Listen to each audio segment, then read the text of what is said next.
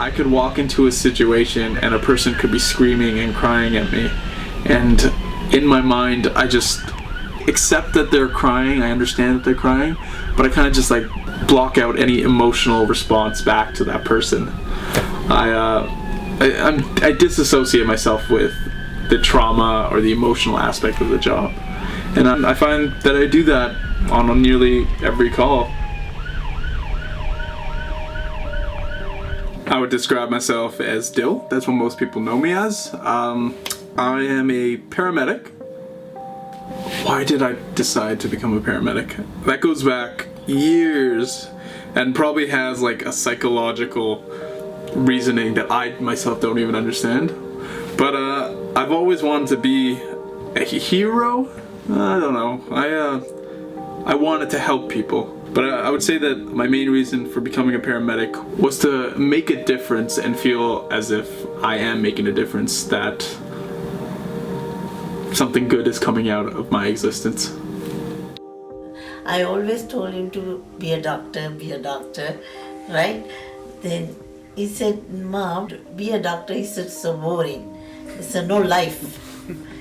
Right? He always tell him, there's no life to live. Then I need to be like a fun job. As a paramedic is my fun job. I was always supportive about it. I actually met him when he was in the process of becoming a paramedic.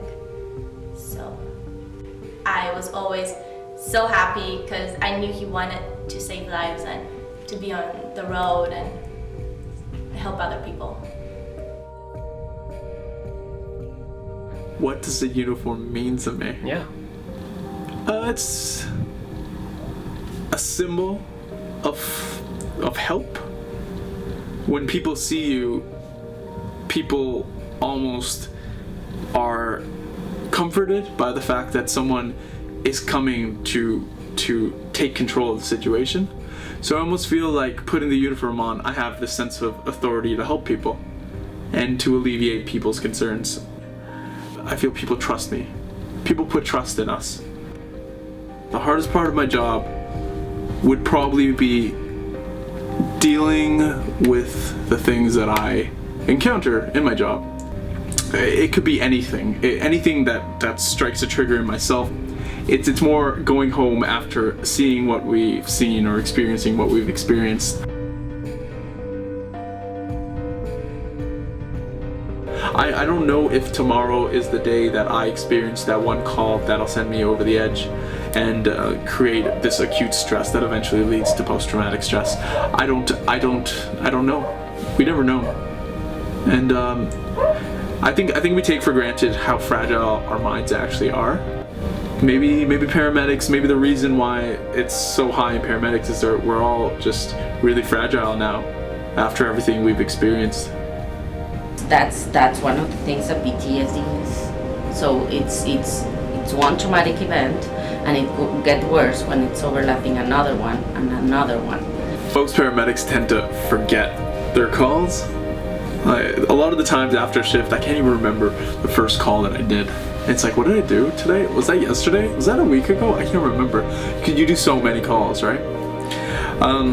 But one does stick out in my mind as a terrible, kind of bloody call that kind of imprinted on my mind. And I remember I was working with the newer guy. I think it was like his second shift. And we drove there, lights and sirens. We got there. Right as we pulled in there, right as I remember I pulled it into park and I read the details. It said, patient is VSA, has cut her own throat. So I remember going in there with the bags, walking up the stairs, and there was a girl. She must have been mid-20s, maybe up towards to her 30s. She was laying there, face first, in a pool of blood, giant pool of blood. I remember just looking around and thinking, where am I gonna put my bags? Like, where am I gonna put the bags, like, to have access to them? There's like blood everywhere. It almost seemed as if she was like running around the room while she was bleeding. We found slashes underneath both of her knees and also on her neck.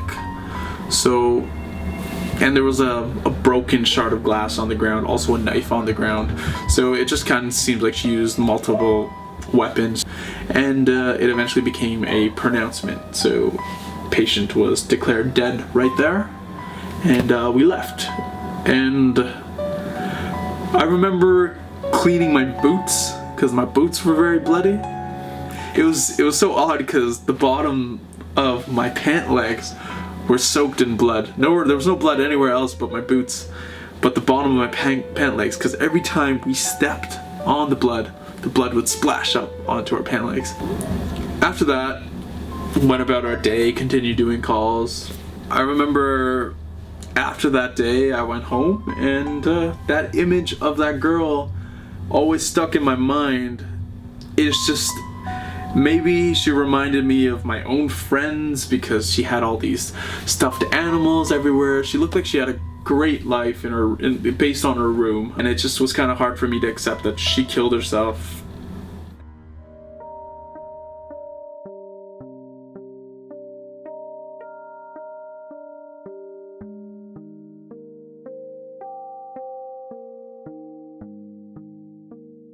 If you can see PTSD as a mental illness, and depends on the traumatic event, and obviously depends on the person as well, but if it takes 2 years to show these symptoms of traumatic event, how long do you think it's going to take to bounce back, right?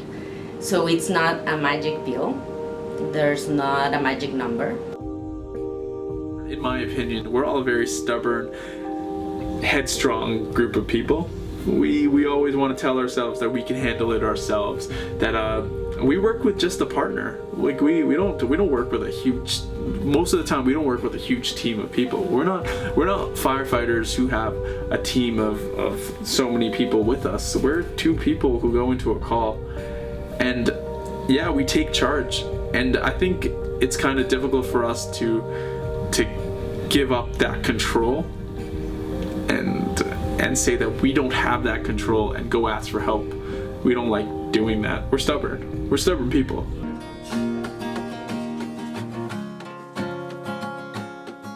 See, always like accidents and death and bodies, and we can't guarantee that, right? We don't know, right? One moment will come, it will change. But right now, still he's okay. So future, I don't know. If he reached to that point, maybe he has to give up. My biggest concern is that I'm still waiting. I'm still waiting on that one call that is gonna change him and the way he thinks forever. That is gonna traumatize him. It hasn't happened yet, but I know it will. And that's my biggest fear about Doshan, that I haven't even told him. So. Awareness is probably the first step that we need, is to actually, I don't want to say diagnose, but just acknowledge that these people who are out there every day doing what they do are going to bring this stuff home, and it is going to affect their lives. They are going to be sad. They are going to do things irrational sometimes. It happens. Maybe something could change. Maybe programs could be set in place. Am I happy? I'm happy. My name actually means happy. I guess.